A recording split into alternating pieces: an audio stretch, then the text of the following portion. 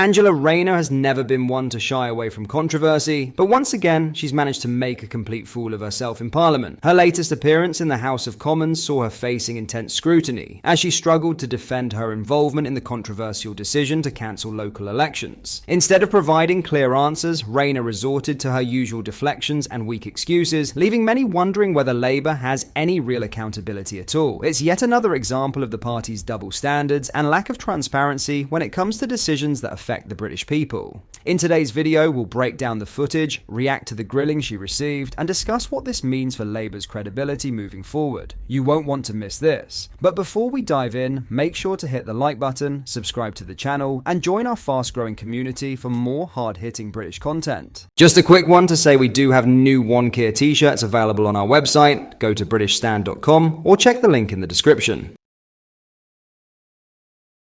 Now let's get into it. Watch this. Madam Deputy Speaker, I would like to ask the Secretary of State what she would have to say to the 5 million people who have lost their right to vote in this election, who want to vote before this generational power shift and not after. Thank you. Secretary of State. Well, I say to the honourable member, they haven't lost their right to vote. Their right to vote will be there. But voting in an election of something that isn't going to be there, that will cost their taxpayers huge sums of money, is not efficient. It's not a way forward. We're working with locally democratically elected councillors to deliver better local services after the 14 years of decay and destruction under the Conservatives. Rupert Lowe. Thank you, Madam Deputy Speaker. Given the Secretary of State's statement, can I remind her that proper functioning democracy costs money? My constituents in Great Yarmouth do not like being represented by unelected councillors, so can she give a copper-bottomed guarantee that the new Norfolk and Suffolk homunculus council will have its elections in May 26? Secretary of State. Well, I say to the honourable member, Madam Deputy Speaker, I've been really consistently clear around the elections, and elections do cost money, Madam Deputy Speaker, but how can we justify having an election to then have another election within 12 months, which will cost huge sums of money for taxpayers? And I'd say gently to the honourable member that councillors were elected and that we're working with local councillors to deliver for local people. Richard Tice. Thank you, Madam Deputy Speaker. Dictators cancel elections, not democracy. Dictators. 5.5 million voters in southern England are being denied the right to pass judgment on the performance of their councillors over the last 4 years.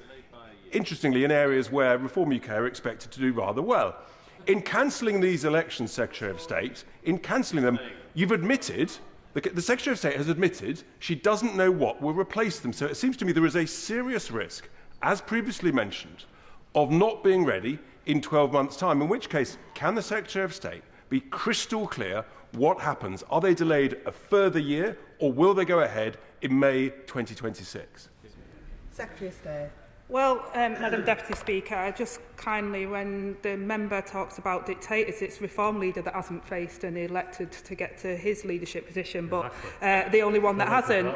And I say to the honourable member as well, look, we're not cancelling election. I've been really clear on the rationale, which is not unique. It's not something that hasn't been done before. It's for reorganisation. It's for further devolution, so people in that local area will get more powers from this government, which is what we promised through our manifesto, and we will continue to deliver for people. I've got a very strict and narrow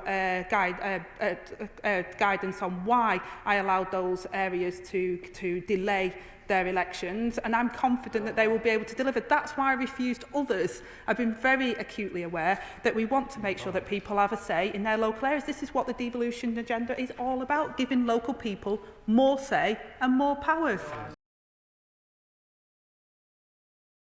In other news, Kemi Badenoch has vowed to remove unemployed or low-paid migrants from Britain in a bid to cut their net drain on the state. Setting out her first real policy as Tory leader, Badenoch is proposing that legal migrants in the UK should only be allowed to apply for indefinite leave to remain (ILR) once they have been in the country for 10 years. double the current 5-year threshold. Under her plans, migrants would only be able to qualify for ILR if they had not claimed benefits or used social housing during their entire 10-year period in Britain. They would also have to have been net contributors to the economy over that decade, meaning their salary and tax payments must be high enough to outweigh their costs to the state, including those of their children, other dependents, or any benefits they may have claimed. The plan would mean most low-skilled foreign workers, including any on the minimum wage, would be excluded from claiming ILR. Analysis by Carl Williams from the Centre for Policy Studies think tank reveals that just 5% of all visas in 2022 to 2023 were given to high-skilled migrants who are likely to be net contributors to Britain's economy, and proposals to reform ILR have been made before. In December, the Adam Smith Institute's Sam Bidwell called on Britain to triple the ILR threshold to 15 years and put safeguards in place to ensure that high-quality compatible migrants settle in the country. Our country is not a dormitory, it's our home, Badenoch said. The right to citizenship and permanent residency should only go to those who have demonstrated a real commitment to the UK. The Conservative Party is under new leadership. We're going to tell the hard truths about immigration, she added. Badenoch continued. The pace of immigration has been too quick and the numbers coming too high for meaningful integration. We need to slow down the track for citizenship. A UK passport should be a privilege, not an automatic right. Far from reducing the number of people coming into Britain, the Labour government is presiding over an incoming disaster. The Border Security Bill will actually make it easier for illegal immigrants to stay in the UK, let alone legal migrants. No one can trust Labour on immigration. Badenoch's Shadow Home Secretary Chris Philp later apologised for the surge in non-EU migration under the former Tory government and admitted it shouldn't have happened. Philp told the media, "The last government made mistakes. We've said that already, it was a mistake, we got it wrong and it shouldn't have happened." And putting his weight behind his leader, he said, "And that is why, under a new leader, there is a new approach." Today's policy announcements, which are specific, they're credible, they're properly thought through, this is one of the steps in the process to rebuild that trust and show that under a new leader, there is a new approach and that a future Conservative government would take tough action, specific action, that will sort this out.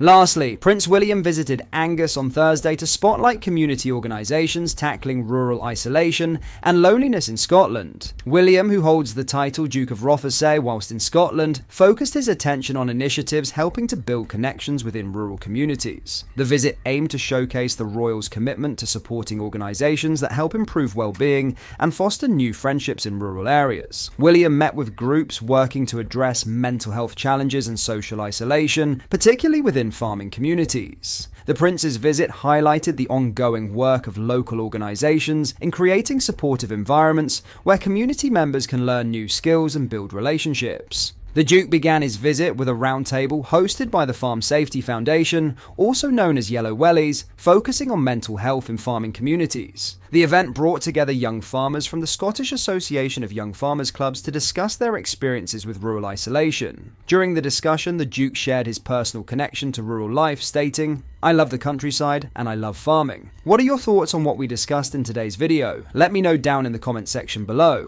If you've not yet already, make sure you do drop a like on this video and subscribe to the channel for more British content. Thank you, take care, goodbye.